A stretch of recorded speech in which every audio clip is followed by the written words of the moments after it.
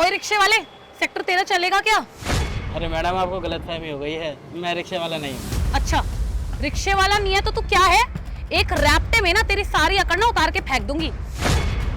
रिक्शे वाला नहीं है तो तू क्या है? करोड़पति की औलाद है कोई? मैडम ऐसा है, अपनी ना जुबान संभाल के बात कीजिए, और अगर बात हाथ उठाने की रही ना तो मेरा भी हाथ उठ सकता है। अगर मेरा हाथ उठ गया ना तो बर्दाश्त नहीं कर पाओगी। अरे एक बार बोल दिया नहीं हूँ रिक्शा वाला, क्यों परेशान कर रही हो? जाओ यहाँ से। तो बेटा मेरी ना थोड़ी सी तबीयत खराब है, इस वजह से मेरी बेटी ऐसे बोल रही है। अगर तुम हमें आगे तक छोड़ दोगे तो बड़ी पाऊंगा। अंकल जी ऐसे तो समझा के रखे रहे हैं इसको।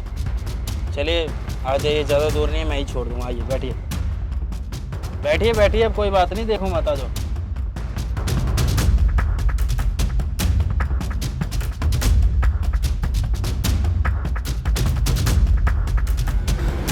लीजिए आ गया आपका सेक्टर 13।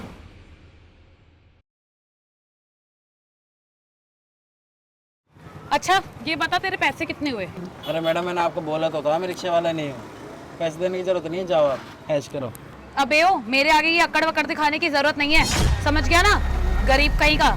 जल्दी से मुझे ये बता पैसे कितने हुए तेरे, टाइम वेस्ट कर रहा है। ओए रिक्शे वाले, तेरे को सुनाई नहीं दे रहा मेरी बेटी क्या कह रही है? अपने पैसे बता और निकल यहाँ से। एक मिनट, कैसी बातें कर रहे हैं आप? हैं?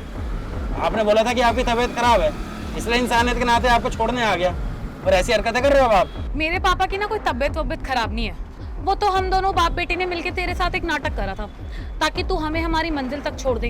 क्या है ना, तुम 2 टके के रिक्शे वालों की ना अकड़ आसमान में होती है आजकल, यहाँ नहीं जाऊंगा वहाँ नहीं जाऊंगा, तो इसलिए हमें ही करना पड़ा। अब छोड़ दिया ना हमें तूने जहाँ जाना था। सही है, इंसानियत है ही नहीं आप लोगों के अंदर, जैसा बाप वैसी तो बेटी निकलेगी। जाइए कोई बात नहीं। ओए तेरे से ना मैं कोई पटने वटने वाली नहीं हूँ, जबान पे ना थोड़ी लगाम लगा अपनी। और मेरे को बता पैसे कितने हुए तेरे, तेरे मुंह पे मारूंगी और जाऊंगी यहाँ से। अरे मैंने बोल दिया ना, जाइए आप, मैं रिक्शा वाला नहीं हूँ, क्यों परेशान कर रही है? तू क्या सोच रहा है, तेरा एहसान रखूंगी क्या मैं? शौक नहीं। ये पकड़ अपने पैसे, उठा लियो, फ्री में नहीं बैठती मैं किसी के रिक्शे में। और सुन, आई हुई लक्ष्मी को ना ठुकराते नहीं है, और हम ना कभी किसी का हक नहीं मारते, समझे?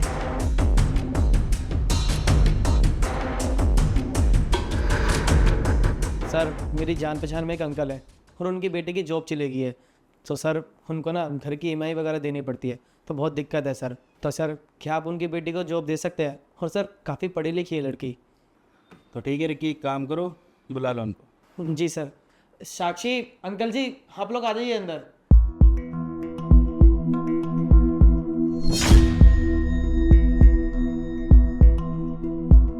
आप दोनों यहाँ?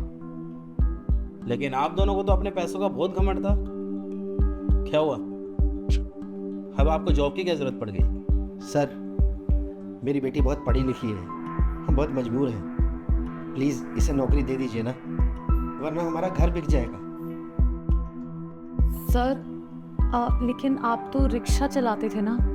यही तो बात है कि आप दोनों को सुनते ही नहीं है। मैंने उस दिन भी आप लोगों को यही बताया था कि मैं कोई रिक्शे वाला नहीं हूँ, लेकिन आपने मेरी एक ना सुनी।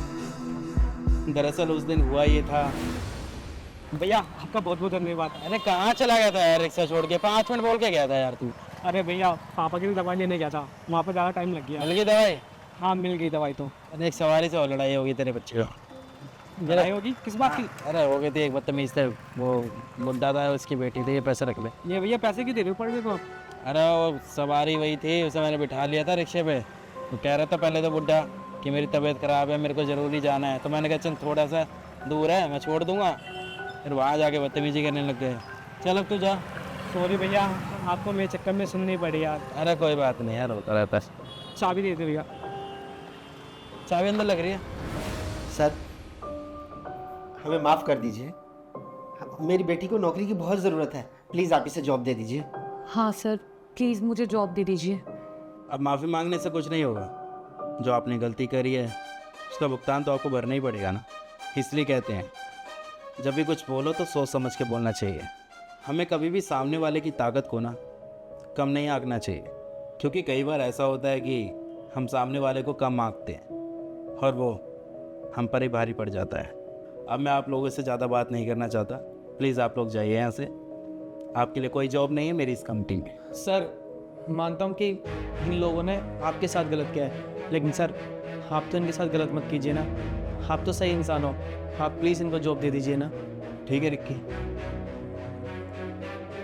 रिक्की के कहने पर आपको मैं एक मौका देता हूँ, लेकिन हाँ, मैं आपको जॉब पे अभी नहीं रखूँगा, बल्कि 2 महीने बाद रखूँगा, क्योंकि मैं चाहता हूँ कि आप दोनों 2 महीने तक भटकते रहें, ताकि आपको अपनी गलती का एहसास हो और जो आपका घमंड था ना वो चूर हो जाए। क्योंकि जब तक आप भटकेंगे नहीं ना, तब तक आप लोगों को पैसों की अहमियत नहीं पता चलेगी। इसलिए मैं आपको जॉब पे तो रख लूँगा, लेकिन अभी नहीं, 2 महीने बाद। जब तक के लिए बेस्ट ऑफ लक। जा सकते हैं अब आप।